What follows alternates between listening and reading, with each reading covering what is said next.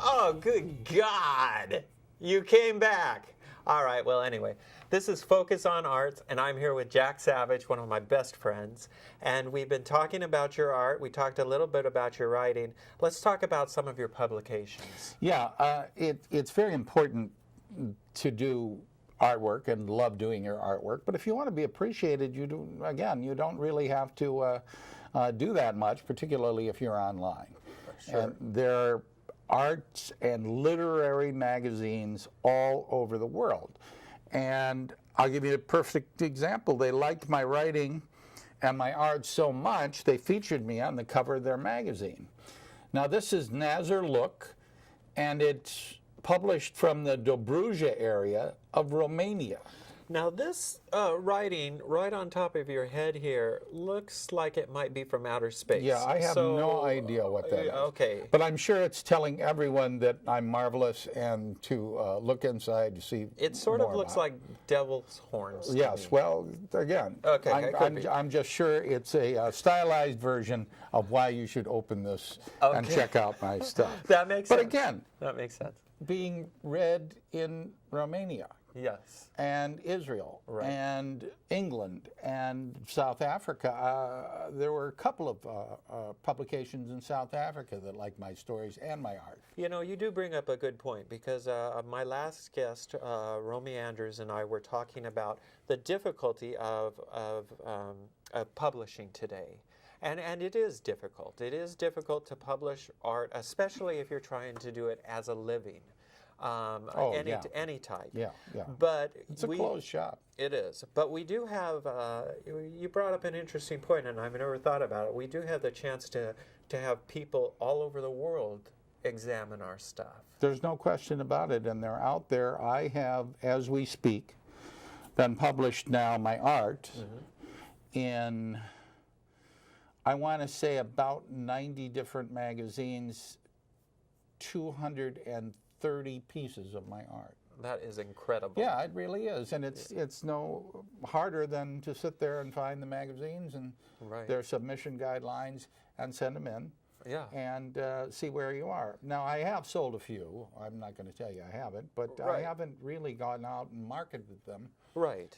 Because I don't enjoy doing that. No, I understand. That's not your thing. But you did sell one recently. I did, yeah. And that was local, yes, right? it was, right. Tell us a little bit about that. Local, the Monrovian restaurant, as a matter of fact. Okay. Who've been nice enough to let me feature my art there.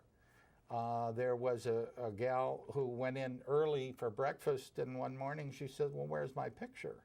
And he says, oh, he changed those pictures last week. He wound up calling me, and it was my wife's favorite, so I said, well, gee, I'd have to ask for a substantial amount of money, and she said, fine. That must have really been a great feeling. It was a good feeling. That someone would miss my picture so much when it was gone, right? That they would buy it that way. Yeah. Now, I want to talk about this just for a second. Absolutely. I asked you to bring it in. This is my seventh book. Okay. Obviously, I didn't write it. It's a book of my artwork. Now, originally, I thought to myself, well, what are you doing with a book of your artwork? Who's going to buy that? Because nobody knows you, and you know, independent artist and work like that. But what I think of is it's an excellent catalog of my artwork. Right. So when I do get off the dime and try to find a gallery who would be willing to show some of my artwork, I will have this to give to them. And I also know you've told me that this has ended up in the homes of some pretty influential people. Isn't that correct? Well, it has, yeah. And I'm, you know, very proud of that fact. But it hasn't amounted to any. It depends on how you judge your success. Correct. Nobody's called me up and said, "Oh, I'll give you $5,000 for this picture." Right. Nor did I expect that. Okay. But the more it gets out there and the more it's seen, the closer we're getting to the point where one day I'll be able to show. Right. Now, that was an investment on your part. Yes, it was, yeah. How do you feel about it? Do you think, did it come out as good as you expected? I'm very happy with the investment of all my books, really. Sure. And But this one was especially well, costly. it was pricey. Right. There's no doubt about it. You think you got your money's worth? Oh yeah, absolutely. Or I wouldn't have done it. Right. These people have been very good, and there's something else that I have to say, and I've told this to other people who have asked me about self-publishing. Sure. Something happens to you when you hold your own book in your hand. Yes. I told you that. Yes. Yeah. And it's a moment when you begin to take yourself a little more seriously and what you're doing, regardless of whether you're enjoying yourself or laboring. Right. And I think that's a good thing because, like I say, you're dealing pretty much with a closed shop. We have self-published authors in this country who have won the Pulitzer Prize. That's incredible, and isn't are it? still self-published. Right. Nobody's out there courting them just Right. because they won the Pulitzer Prize. So when I say it's a closed shop, believe me, It is. It is a closed shop. And we've both learned that time and time again. But I agree with you 100%. The first time I held my first book, it really did validate all the work that I had put into it. It made it real.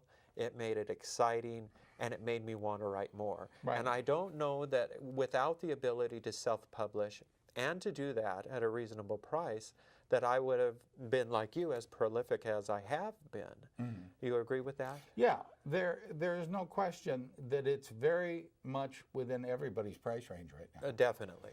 And if you think that you're somehow not quite as good as some of the great writers that are out there and are making money hand over fist, then I invite you to go to your local library and pick up a copy of The Big Bad Wolf by James Patterson, Yes. the most popular author on earth. Read this book, and when you are done, if you can look me in the eye and tell me you can't write better than that, I want you to get a lawyer and sue the school system that educated you for $10 million.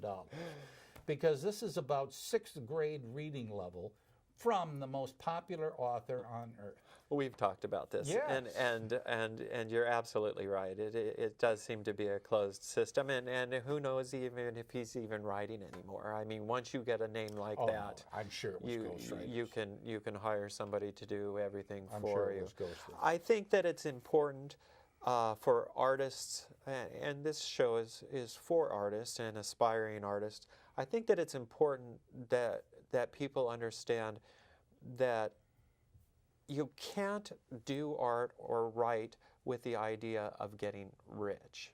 That's the wrong way to go about it. You do your art because you love it, and then if you get rich, that's the benefit. That's fine. Yeah, right. I wouldn't expect to get rich, no. Right. But you can. There are people who are excellent at marketing, Oh, sure. and they can get out there and do it. I don't care to. Right. You don't care to. No. Particularly. But we do have, can I do the plug with Duotrope? Yes, if you'd like to, go right for it. Duotrope.com will tell you what magazines are looking for submissions, whether they pay or not. And there are 40 to 50 every week for about $5. So it really makes the idea of getting published, getting your work out there, and it's very, very important to do that. Now, for the duration, the time that we were together, you've been calling me Jack Savage, which is my name. At the same time, I am W. Jack Savage when it comes to my art Right. or my Literature. my writing. Yes.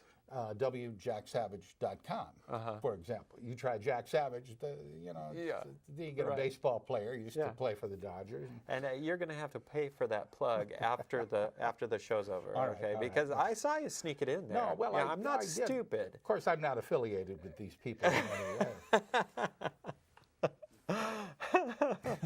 That's hilarious. I was going. You know what? Let's take a break. Yeah. And then when we come back, we'll talk a little bit more about what you have in store. Okay. Okay. All right. So stay with us. We're talking with Walter Jack Savage, one of my best friends, artist, Monrovia resident, and we'll be right back.